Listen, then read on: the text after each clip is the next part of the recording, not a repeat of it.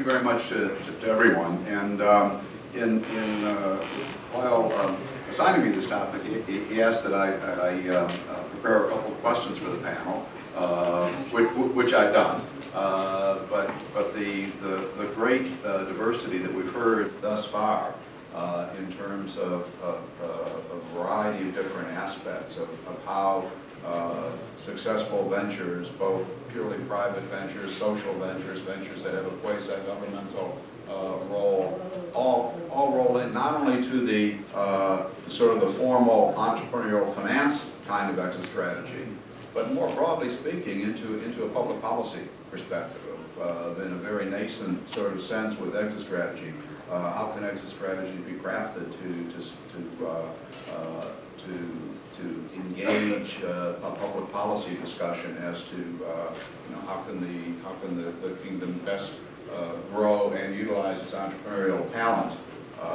So with that perspective in mind, and maybe we'll get to that discussion closer to the end. The first question I asked is that for an example of a successful exit strategy in which you've been involved. You may not want to give away too many trade secrets, but if you can share that, I think it would be enlightening and informative. So anyone can start off. Ibrahim? Okay. So if we look at the kingdom from a trial perspective, unfortunately we had multiple investments. We invested, I think, now closer to 20 million riyals across the kingdom in very early stage. Growth has been wonderful. So one of the investments we had in the Eastern Province, they returned the money in 3 months in terms of revenue and profit generated. However, taking it to the next stage has been very challenging. One of the reasons is mentioned by Moustafa, the regulatory framework does not allow us to have different types of shares. We can't protect the investor, the one who wants to come and exit. So the easiest exit that we have is IPO or or a trade sale potential. From the family side, we can share much. The easiest path is IPO. So you grow a company, you continue investing in it for a decade or so, till you grow it to a size that justifies an IPO, and that's the only clear exit you can see for large-scale businesses. Recently, you see more of M&A activities, but they need to be, again, of large scale. So we know what happened to Nahdi when we bought it, and Nahdi Pharmacies. Having said that, that only works for very large-scale companies in the kingdom, and it doesn't allow for interim financing until you go to that stage of exit because of the lack of regulatory framework.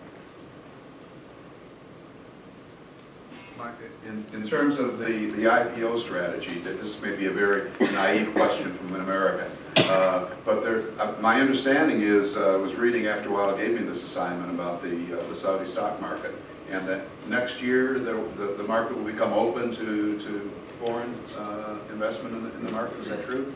Yes. So that should add more liquidity. We don't have an issue of liquidity in the market, so there's a lot of liquidity.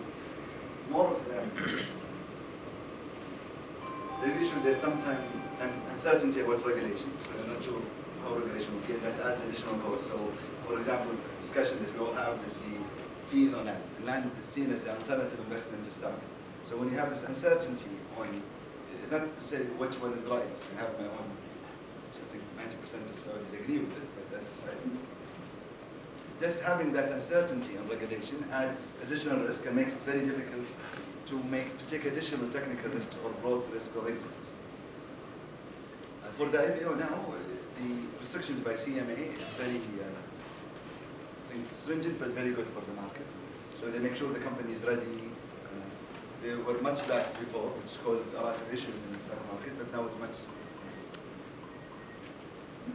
Well, thank you, and you're not alone. There's been recent accounting regulation in the U.S. that has certainly made an initial public offering much more difficult to achieve as well.